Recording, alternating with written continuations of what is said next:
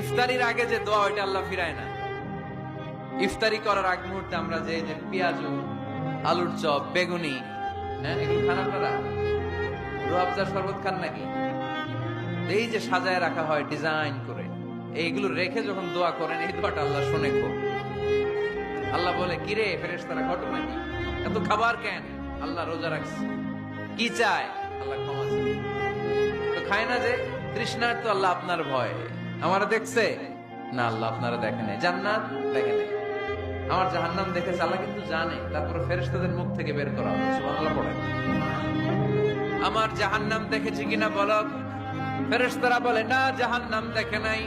আমার জান্নাত দেখেছে কিনা বলো? জান্নাতও দেখে নাই, কিছুই দেখে নাই, আপনারও দেখে নাই। আল্লাহ এবার খুশি হয়ে যাবে।